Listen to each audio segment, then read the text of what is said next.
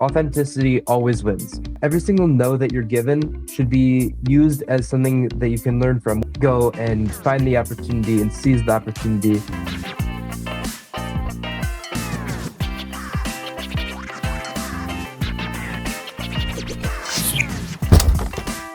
Majority of the audience who watches our podcast, they belongs to 18 to 35 of age group, and they think that they will going to be an entrepreneur when they will going to cross 40s, but it is not reality, because entrepreneurship don't require any age. Trust me, if you are 17 or 18, you can be an entrepreneur. You don't trust me?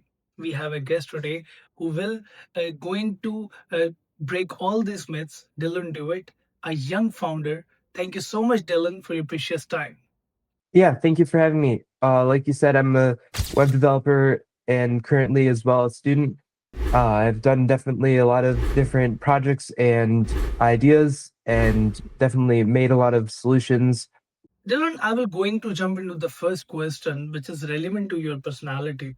You often say this, that an entrepreneur should market not their skills. They should market their personality.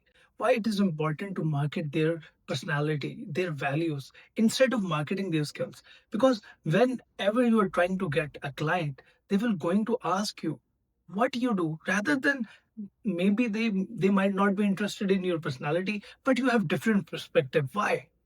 Yeah, for sure. So a lot of the things with marketing yourself, in my eyes, is that you definitely should be kind of making sure that you are selling, especially in the website sort of area, you're not just writing code for clients, you're marketing yourself. And that kind of goes in any field. And it's not that you are marketing a service or just a service, you're showing who you are and that you're definitely capable of creating these opportunities. A lot of this works because you're being authentic. Authenticity always wins. So you should always show both your soft skills and your technical skills with the clients and kind of who you are and how you've grown as a web developer or whatever entrepreneur you are. As well, you want to always show those best skills that you have, your what you're best at, and kind of who you are and your strengths for whether it's teamwork or flexibility, communication, or the technical skills like the coding languages or whatever expertise that you are bringing to the table. Dylan, your journey started in Boy Scouts, not in a coding boot camp, right? And you earned Eagle Scout rank. Like only 4% of scouts attain that rank. So, like, how that experience evolved you as an entrepreneur, and how those little experiences, because I know that the training of scouts, it is very difficult. So, how those practical experiences help you in your entrepreneurial journey? Because you are still young and still learning on daily basis, it was a totally different experience, because majority of entrepreneurs, they don't do these kind of activities.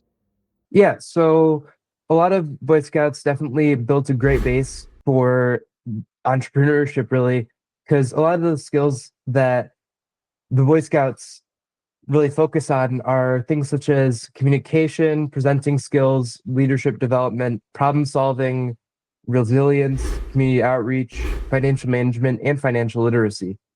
I'd say the most important, really, that the Scouts touch on for this is presenting skills, financial literacy, and communication. Those skills really set a great base for any entrepreneur, especially with the presenting skills. So within Scouts, they taught me these presenting skills through during our meetings. We were required to present each uh, kind of patrol, which is kind of your group of 3 or 4 boys, about something, whether it was first aid or it was pitching a campout idea to go somewhere.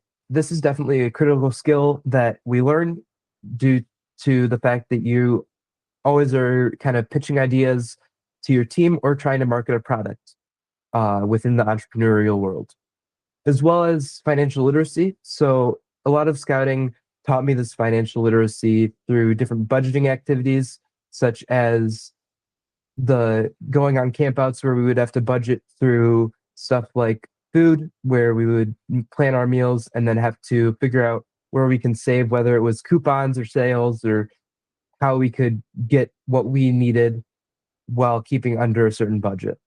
As well, we learned a lot of fundraising techniques through selling popcorn each year, which helped us to set goals, track revenue, and a lot of the stuff that you see actual businesses doing. Lastly, communication. So, communication definitely was a very important skill that was learned from scouts, and it was definitely nurtured by teamwork, mentoring younger scouts, coordinating my Eagle project, and leading the troop as a senior patrol leader for a period of time. And obviously, the skills in it's super vital to entrepreneurs as it's essential to build relationships with your clients and whoever you're working with, whether it's your team, clients, or whoever really. Dylan, we have a mindset, a typical mindset existing in our society that if you are not getting desired results, if I will say that in entrepreneurial term, that if you are not getting certain dollars, certain amounts in a fixed time period, it means you cannot be an entrepreneur. You cannot be a successful entrepreneur. But on the other side, we see you that you have totally different mindset. You have totally different approach. That you say that every failure is a new opportunity. Like how you have made this mindset. I definitely think that the someone saying no is definitely not a negative thing necessarily. It might be opportunity that you might not be able to take hold of or get the opportunity to do something with the person, but you definitely can learn from every single no. Every single no that you're given should be used as something that you can learn from, whether it's when you give a presentation and it doesn't go well, or if it's getting turned down for a website or something along those lines. Especially with being younger, that no becomes something because you're too young. And that definitely leads to kind of a negative feeling at first for a lot of people, but you kind of have to take advantage of that, learn from the situation, improve yourself, and show how you can grow from that no. You are working as a freelance web designer for many companies, right? I want to know which particular platform, like Fiverr, Upwork, how newbies, new people who want to join these particular platforms and want to start their entrepreneurial journey with a little step, how they can build a good profile, what are some steps they can follow and they can create authentic profile. And if I talk about myself, back in COVID time, I thought that there was a boom of Fiverr and Upwork, and I thought I will going to make an account and I will be a billionaire overnight. But trust me, nothing happened. But on the other side, we see you are growing as an entrepreneur. So, like, what sort of secrets you have? Yeah, so personally, I've never used any of those platforms, but as someone who's done these freelance jobs, is I've always thought that it was more useful to directly reach out to people. So finding uh, things online where people are looking for it, or if you even if you see something that's issue with someone, just uh, reaching out and seeing, hey, are you interested? Or hey, I noticed this. Have you given any thought to redoing your website? Or even mutual like people that you know that could recommend you for something, or even helping out with someone's team or something like that, where they need help but they don't have, or they're working on something but they don't have the specific skill set where they can complete it on their own. So that's somewhere that you can kind of jump in and become part of their team to help out and take that opportunity for sure. Overall, I'd say with using those, because I have seen a lot of stuff like that, I'd say that a lot of people are looking, they're waiting for sales and waiting for people to find them. I feel like you need to go out and find the people yourself. You can't just wait around and wait for the opportunity to come. You have to go and find the opportunity and seize the opportunity to achieve it.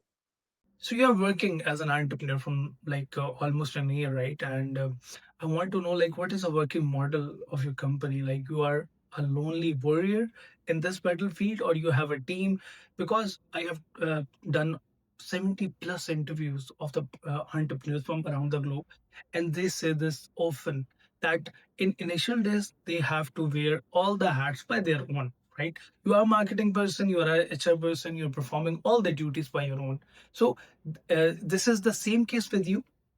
Yeah, so I am on my own. I have done projects with people that I know, especially with my technical school that I'm attending. I've done a few projects with people in the technical school as a team, and we've definitely I on my own have run most of my freelance jobs that I've done. Um, I'd say 95% of them. There's only one or two that I have not. And so I think that it's definitely, I'd say, has its pros and cons to it. A lot of the pros is you get to see the whole image of the entrepreneurial and freelance side of things. You're not just uh, looking for one exact spot, or you're not just doing the work, you're also doing the networking and the communication and outreach to people to land these jobs. Whereas the cons, it might be a little bit of a heavier task, or you might run into time management difficulties or things of that nature, for sure. So it means you are working alone. So you are a student as well, and you are working as well, and you have a personal life as well. So how you are managing all these things in a such an early age? Because I see in your personality that you are a very disciplined guy. So like how you are managing all these things. Yeah, so I think that a lot of time management type things is not taking on too much work at once. So I usually, because I am still a student, both in high school and college, since I am dual enrolled, and so a lot of that, there is a lot of chaos to it. So a lot of the times that I'm working on these projects for people, it's usually whether it's at high school or my technical school, um, and my teacher doesn't have anything for me to do, I'll go ahead and work on those projects. Or if it's at home, I'll just sit down, focus on that for a set amount of time to try to get as much done and kind of work in chunks. You have to view it as a whole, but you also have to break it down in different pieces that you have to basically have project phases with. And especially with working with people, I've noticed that kind of breaking down these phases and giving yourself a certain kind of range of time, whether it's like a 2 to 3 weeks or month to month and a half range for each portion of the project, and not giving a full deadline at the very end, but breaking down each phase as a deadline so that in case something in one phase goes wrong, it doesn't set your whole project off because you have the certain set of times. So it's not a big one thing goes wrong, then everything else goes wrong. No domino effect there. Do let me know, kids of your age, they playing cricket, they're playing football, soccer, they're spending time with their friends and stuff like this. So you don't feel that you should spend time there instead like you can do all these things in future. Lastly, do let me know like where do you see yourself in upcoming 5 years, next years? What is your plans for the motivation of those people who want to take the first step? The future, definitely, I see myself as kind of exploring more of the field. I am working on my associate's degree right now in technological science. So I am supposed to be finished with that next year. So after that, I do have a few job offers for larger companies as an employee there, not for freelance. So I might go into that and then still keep freelancing as a side job, uh, just as both to keep my skills sharp and to kind of keep myself honed in and still have those entrepreneurial skills that I can use throughout my life. Um, but overall, I think I'll probably continue learning and as well expand my knowledge and work ethic into a work environment, whether it's a corporate job or a smaller freelance job. And I think that's definitely the path that I'll take for now, at least for the next 10 years. Thank you so much, Dylan, for your precious time. And I hope all the viewers will going to love this podcast. This podcast is all about taking the first step. And for all the students who say this, that they cannot do anything with studies, you have to manage all the things by your own. I hope this podcast will help you, and share this podcast with all of your friends. We will be going to meet you in the next podcast. Till then, keep dating, keep listening, and keep achieving your goals.